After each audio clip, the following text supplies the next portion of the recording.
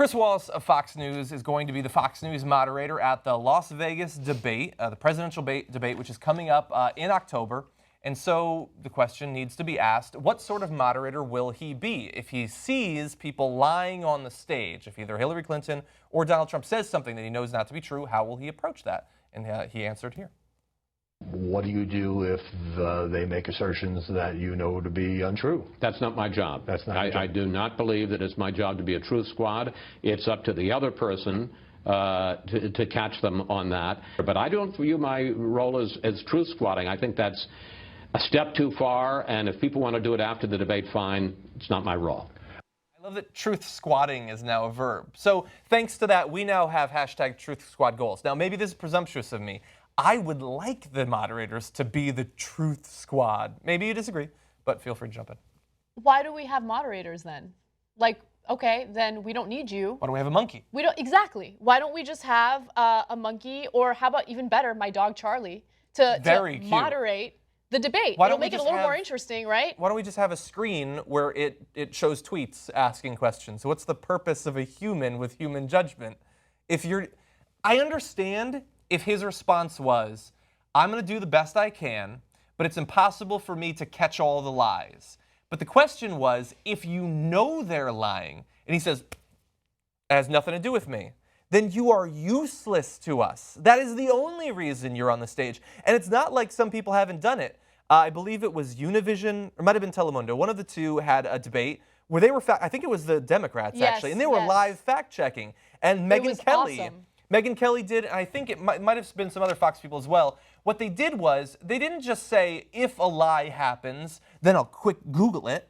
They knew the lies that the presidential candidates were habitually telling, so she was prepared with information to rebut his lie. Yes. Chris Wallace has 2 months to do that work. That's the point of a moderator. If you think that your job as a moderator is simply to ask the questions and then sit back, well, then you're useless, right? And so don't go parading around as a newsman, as someone who likes to spread truth, when you have like this weird, like, sick reaction to, explaining what the truth is or demanding the truth during these debates. This is not a joke, right? Like, the debates, these town halls, they're important because Americans are watching and they want to know who the best candidate is. So if you have two candidates up on that stage just spouting one lie after another and you don't have people fact checking, well, then they're just going to believe what these politicians are saying, and unfortunately, they're not going to be informed voters. Look, we see that on so many levels. We see it in political ads, where for some reason it's the only type of advertisement in this country where people are allowed to lie and there are no consequences for it, right? If a major corporation or small business or any private industry puts out an ad where they lie even a little bit, there are consequences for that. There are laws against false, theoretically. There are supposed to be consequences against false advertising. In politics, they can put out an ad lying about whatever the hell they want and there are no consequences. It's insane. And now couple that with these ridiculous so-called debate moderators that aren't doing their jobs. Then you're useless, Chris Wallace, okay?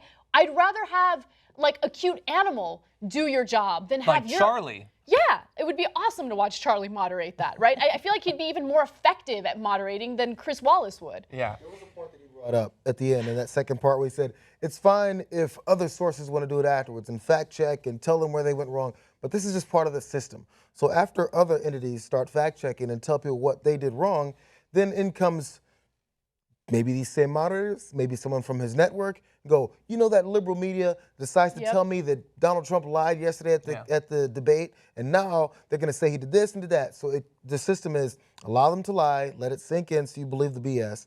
Then after that happens, someone's going to fact check them, and then you disprove the fact checkers or try and discredit the fact checkers and their reasoning for what they're doing. Oh, they're doing it because they hate America. Oh, because they hate Donald Trump. So now it turns into disproving these guys, and it stays with these people. And for him to not know that's how the system works, he knows. He does. It's a natural consequence of the fact that for him, for a lot of the people in the news, especially in Fox News, there aren't facts. Facts don't exist. There are opinions you agree with and opinions you disagree with. And that's pretty much it. And who are we to say what's actually true about the world? This is a little spoiler alert. I know that it's not until October, but at that debate, Donald Trump will lie and Hillary Clinton will lie. Absolutely. And it will not be difficult to figure out what lies they're going to tell. Because it's not like politicians, Hillary Clinton a little bit more than Donald Trump, it's not like they talk about such a broad range of topics in any given week. They have stump speeches and they have canned responses to their questions. They use the same stats. They tell the same lies. You can be prepared for the 3 most common lies. I know that Trump is going to say something about how many Mexicans are coming in. You could maybe prepare for that. He's going to say that Mexico is going to pay for the wall. That's not actually going to happen. So you could be prepared for this, and obviously the same version of those for Hillary Clinton. It's not difficult. Man, members of the media are nothing more than a joke.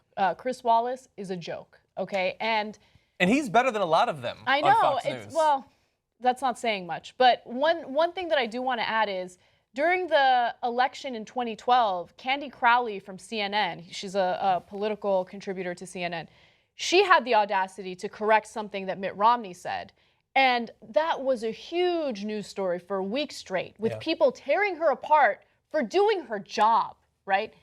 You're supposed to do your job. I don't care if it's a Democrat who's lying or a Republican that's lying. As a member of a media, as someone who identifies as a journalist, it is your obligation. It is, your ethical obligation to hold them accountable and to reveal what the facts are. Otherwise, there's no point in having a debate. There really isn't.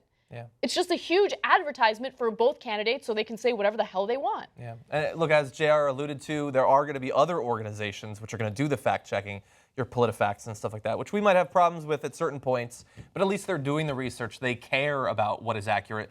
We will also be doing live commentary of all these debates, and we will be attempting to assert the truth when it's circumvented as much as possible. So hopefully tune in and we can avoid some of what you will miss out if you watch it just on Fox. You get hours of more content if you're a TYT member. Somebody go get a 6-pack. And let's all enjoy it together. TYTnetwork.com/join.